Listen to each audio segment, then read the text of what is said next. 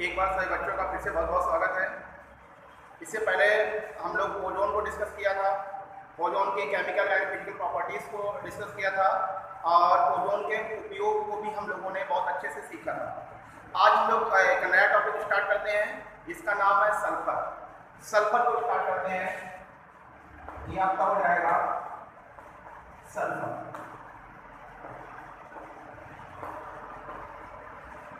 Sulphur symbol आप लोगों को पता होगा।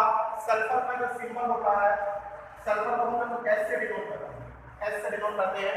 इसके एटॉमिक नंबर की बात की जाए तो एटॉमिक नंबर इसका 16 होता है, 16 होता है।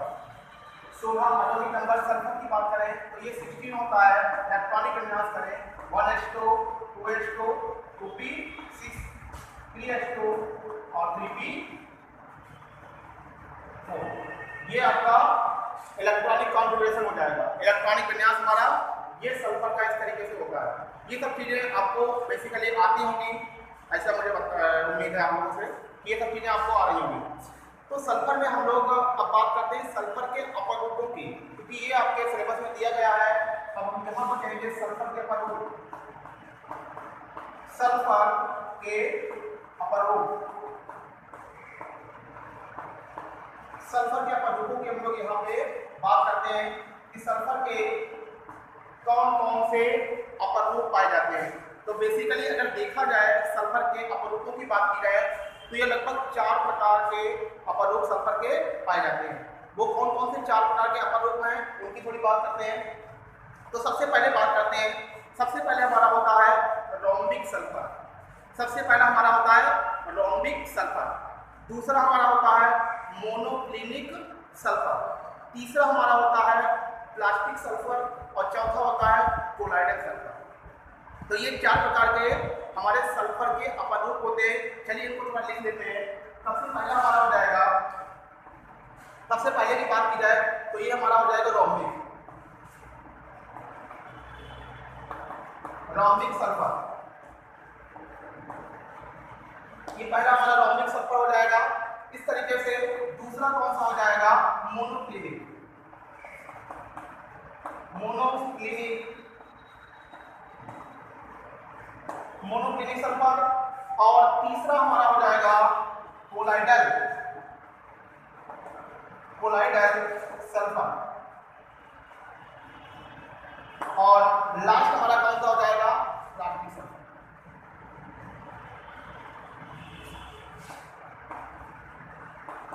Plastic sulphur.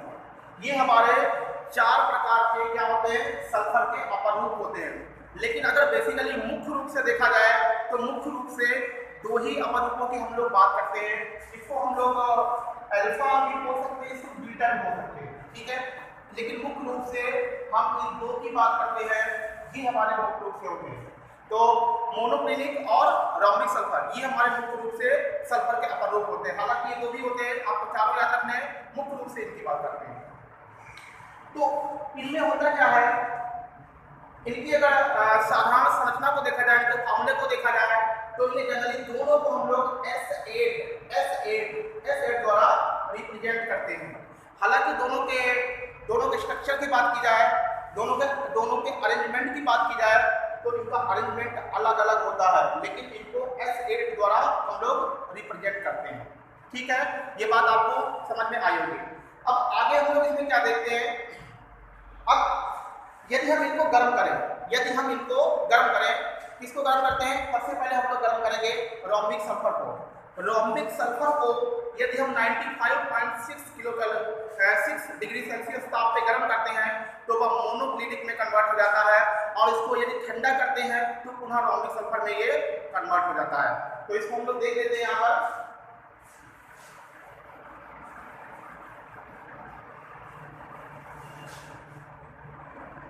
देखिए ये आपका सल्फर है, ये सल्फर है, और कौन सा सल्फर का अपर रूप इसकी बात करते हैं, ये रोम्बिक सल्फर है।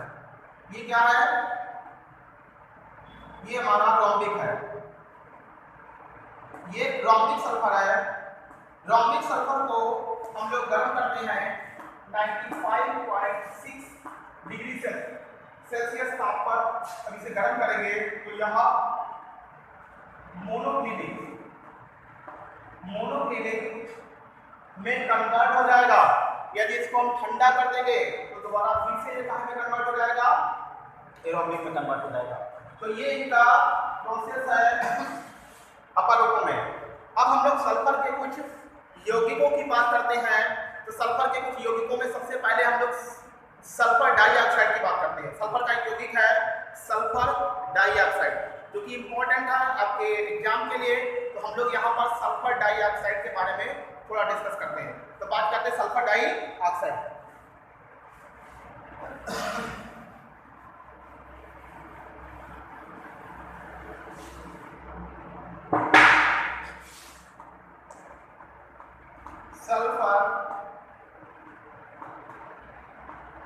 सल्फर डाइऑक्साइड, सल्फर डाइऑक्साइड,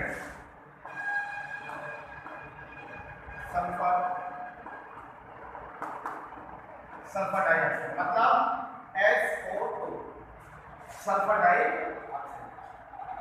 अब हम लोग सल्फर डाइऑक्साइड को किस प्रकार से बनाते हैं, इसकी प्रॉपर्टीज क्या है, इसके यूज क्या है, इस चीज को यहाँ पे हम लोग डिस्कस करेंगे।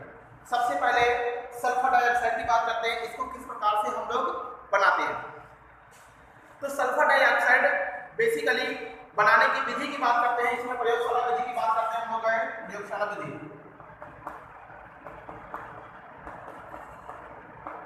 प्रयोगशाला विधि, तो प्रयोगशाला विधि में किस प्रकार से बनाते हैं, ध्यान दीजिए।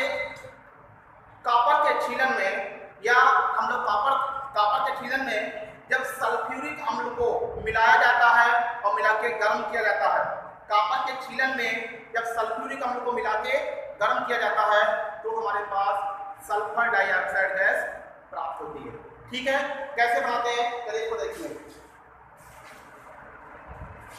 Cu ये कॉपर है, इसमें H2SO4 मिलाएंगे, H2SO4 मिलाएंगे और इसको हीट करेंगे। जब इसे हीट करेंगे तो यहाँ पर ये क्या बनेगा, ये हमारा बन जाएगा कॉपर सल्फेट बनेगा और सल्फर डाइऑक्साइड गैस बनेगी। यहाँ पे दो मॉलिक्यूल लेते हैं, पहले बनाते हैं, दो चीजें आप लोगों को समझानी है, C2SO4 प्लस SO2 और यहाँ पर प्लस H2 बनेगी।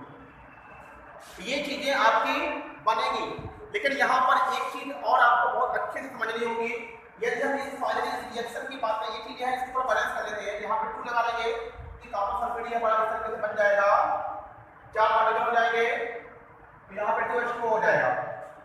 सल्फर 2 सल्फर है, सल्फर यहाँ आ गया, ऑक्सीजन कितने हैं 8 है, 4 6 हुआ। ठीक, ये रिएक्शन आपकी बैलेंस हो गई, ये आपकी गैस बनी।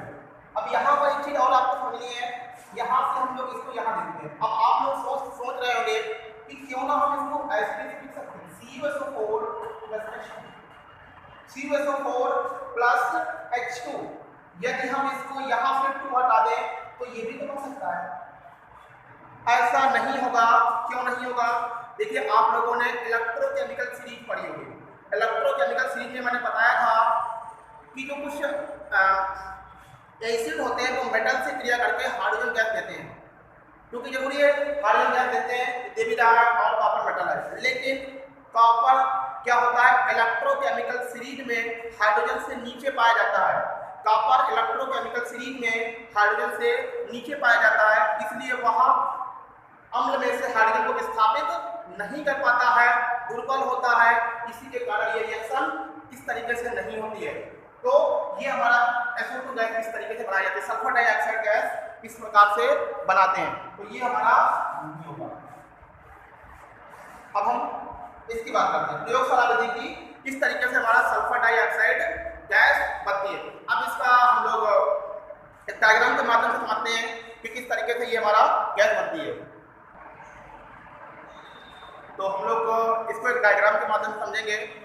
तो SO2 को, सल्फर डाइऑक्साइड को एक डायग्राम के माध्यम से किस प्रकार से प्रयोगशाला में हम लोग बनाते हैं, चलिए हम लोग डायग्राम की बात करते हैं। ये हमारा सल्फर डाइऑक्साइड की प्रयोगशाला बनाने की विधि का डायग्राम है। इसमें ये क्या है, ये गोल पेंदी का एक फ्लास्क है, एक गोल पेंदी का एक फ्लास्क है, ये थिसिल टीप लगी हुई है, यहाँ पर थिसिल टीप लगी हुई है। ये आपका गैस जार है, यहाँ पर गैसों को एकत्रित किया जाता है, बर्नर है आपका। तो अब हम लोग इसको सिस्टम से देखते हैं, कैसे देखते हैं कि सबसे पहले एक क्या करते हैं, गोल पेंदी का फ्लास्क लिया जाता है और उस फ्लास्क में एक कार्क लगी होती है, यहाँ पर एक कार्क लगी हुई है, 2 छेद वाली कार्क लगी होती है। इसके एक छेद में एक 2 छेद है, इसके एक छेद में क्या लगा देते हैं, एक फिसिल कीट लगी होती है और दूसरे छेद में क्या होता है, एक निकास वाली लगा देते हैं, जिसका संबंध एक गैस जार से कर दिया जाता है। अब क्या करेंगे, इस गोल पेंदी के फ्लास्क में कॉपर का छीलन भरा होता है, कॉपर का छीलन भरा होता है। कॉपर के छीलन का मतलब है कॉपर की छोटी छोटी प्लेट्स पड़ी होती हैं, बहुत छोटी छोटी सी गोलाकार टाइप का भरा होता है यहाँ पर। अब इसमें क्या करेंगे, फिसिल कीट की सहायता से धीरे धीरे यहाँ से सल्फ्यूरिक अम्ल डालेंगे।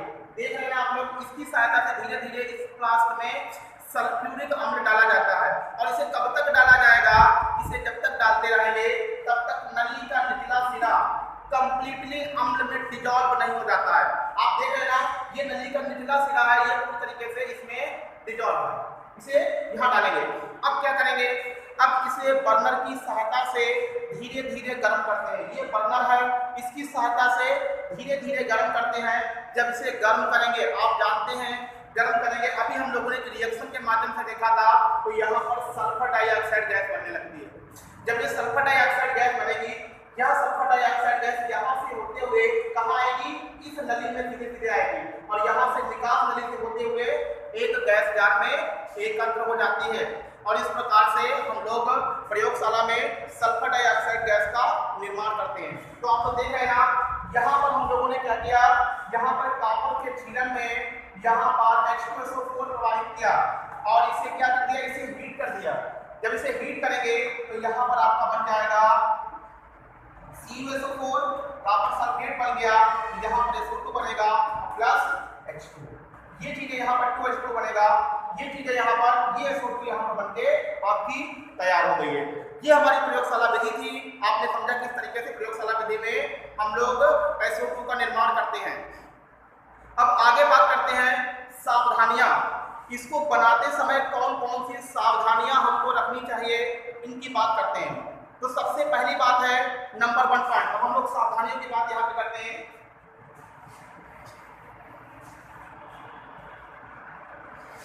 सावधानियां, सावधानियां।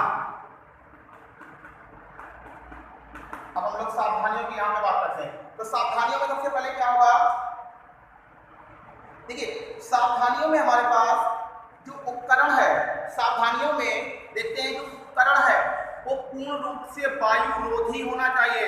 मतलब उसमें कहीं से वायु इसके अंदर ना जा रही हो, इसका ध्यान रखेंगे। जैसे कि आपने यहाँ देखा कि यहाँ से गैसेज बनेगी, कहीं इधर से निकल ना जाए, इसलिए इसको डिजॉल्व किया है, पूरा डुबोया है। तो उपकरण कैसा होना चाहिए, वायु रोधी होना चाहिए। नेक्स्ट पॉइंट की बात करते हैं। इसके साथ ही साथ में क्या होना चाहिए कि इस फ्लास्क को धीरे धीरे गर्म करना चाहिए और फिसिल कीट का निचला सिरा पूरी तरीके से अम्ल में डूबा होना चाहिए। अगर ये अम्ल में डूबा नहीं होगा तो यहाँ से गैसें बनेगी, तो गैस यहाँ से भी निकलेगी और यहाँ से भी गैस बाहर निकल जाएगी। इसलिए निचला सिरा अम्ल में डूबा होना चाहिए। तीसरा पॉइंट, जल की मात्रा कहीं पर इसके अंदर प्रेजेंट नहीं होनी चाहिए। मतलब कंप्लीटली आपका ये जो गोल पेंदी का फ्लास्क है ये सूखा होना चाहिए, क्योंकि सल्फर डाइऑक्साइड गैस जल में विलीन होती है, जल में कंप्लीटली डिजॉल्व हो जाती है। ठीक है, तो यहाँ तक आप लोगों ने इसकी सावधानियों की बात यहाँ पर आप लोगों ने की है। अगली बात करते हैं sulphur dioxide gas. Sulphur dioxide gas वायु से भारी होती है, इसी कारण इसे इस तरीके से हम लोग एकत्र करते थे। इससे पहले आप लोगों ने अमोनिया को देखा, अमोनिया में एक ऊपर गैस जार एकत्र था, एक ऊपर गैस जार लगा हुआ था, उसे अधोमुखी विस्थापन द्वारा एकत्र करते थे ऊपर। क्यों? क्योंकि वो गैस वायु से हल्की थी। यहाँ पर ऐसा बिल्कुल नहीं है, SO2 गैस वायु से भारी होती है, इसको सिंपल तरीके से यहाँ पर एकत्र कर लिया जाता है। ये हमारी बात हो गई है सावधानियों की। सावधानियों के बाद हम लोग इसके गुणों की बात करते हैं। गुणों में देखते हैं इसके भौतिक गुण। सबसे पहले इसके भौतिक गुणों पर डिस्कस करते हैं। भौतिक गुणों में बात करते हैं कि सल्फर डाइऑक्साइड गैस रंगहीन होती है, एक ऐसी होती है रंगहीन होती है, लेकिन ये तीक्ष्ण गंध वाली होती है, इसमें बहुत तेजी से गंध आती है। क्या होता है इसमें? बहुत तेजी से गंध आती है और ये गला घोटने वाली गैस होती है, गला घोटने वाली गैस होती है, तीक्ष्ण गंध आएगी और गला घोटने वाली ये गैस होती है। अगले पॉइंट इसमें देखेंगे, यह ठंडे जल में अत्यधिक विलेय होती है। क्या होगा?